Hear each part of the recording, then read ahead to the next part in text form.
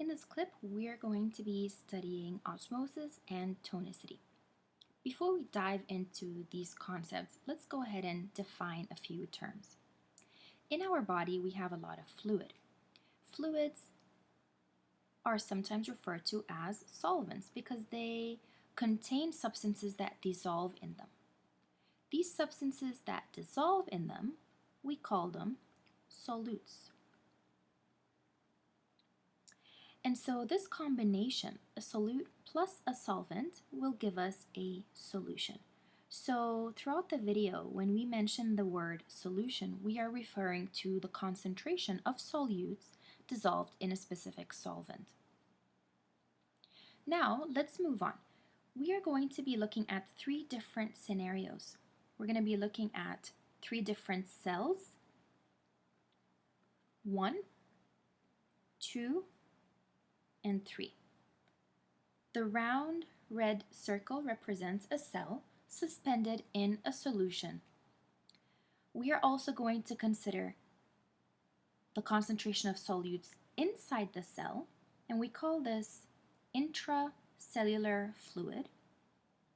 And we're going to compare this concentration to the outside concentration, which we refer to as the extracellular fluid.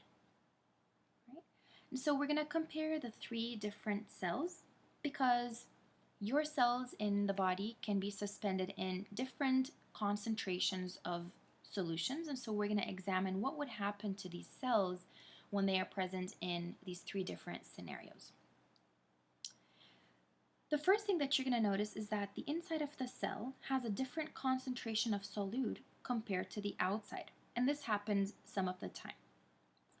Right? So when there is this difference in concentration, and keep in mind that here the solute cannot exit or enter, so it cannot cross the plasma membrane. When there is a difference in solute concentration between the intracellular and the extracellular fluid, you're going to have water moving instead of the solute in order to result in equilibrium. And so when there is this difference in concentration, this can affect the cell's volume and shape, and this is a concept that we call tonicity. Right? So let's discuss how water is going to flow in a scenario where there's a difference between the internal and the external concentrations. In the first scenario, this is what we call a hypotonic solution. Let's talk about why. Solution is referring to the extracellular fluid.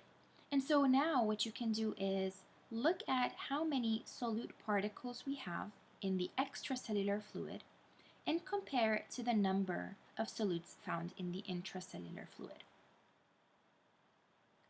What you'll notice is that you have a smaller or lower concentration of solutes outside of the cell compared to the inside.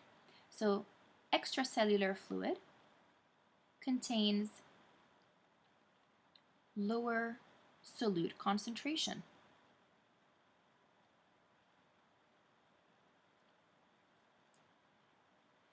When there is this difference, when there is the solution in the outside of the cell having lower solute concentrations, what would end up happening is that it's going to drive osmosis, meaning the flow or diffusion of water.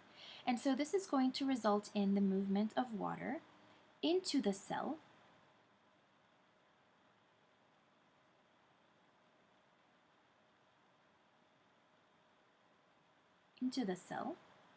causing swelling and sometimes even bursting.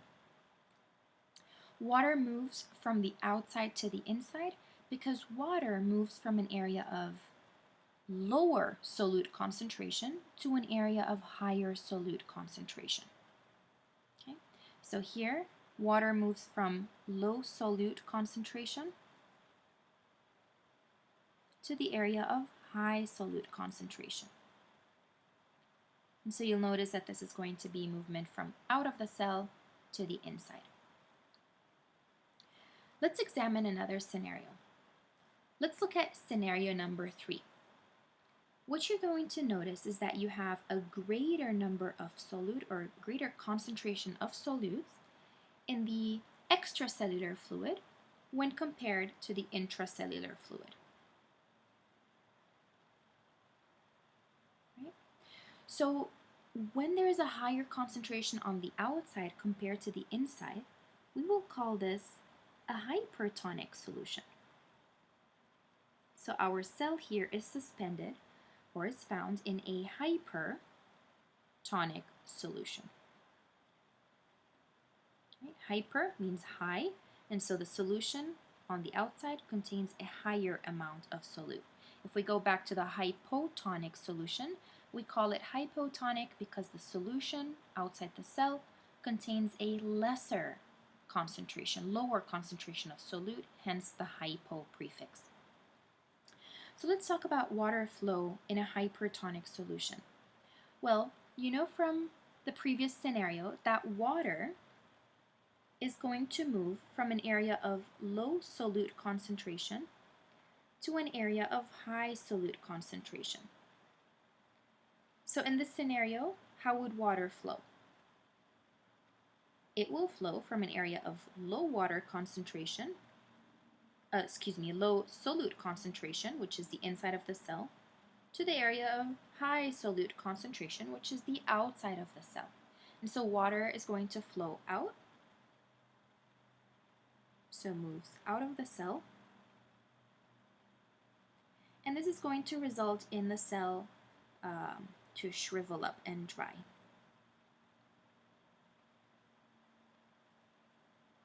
All right, so now these two scenarios, as you can see, we have differences in concentration between the inside and outside cell environment, and so as a result, water is moving into or out of the cell. Neither of those is an ideal scenario for your body and for your cells that are suspended in fluid. So let's go ahead and look at the ideal scenario in our body. What you're going to notice is that here, if you compare the intracellular fluid to the extracellular fluid, you'll notice that there's an equal concentration. Equal concentration of solutes between extracellular and the intracellular fluid. When this is the scenario, or this is the case, we refer to this as isotonic solution. Okay. And because there is this equal concentration inside and out of the cell, then this is going to result in no net flow of water.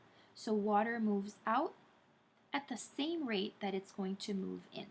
So H2O has no overall net flow or movement. Okay? So H2O enters the cell at the same rate by which it exits the cell.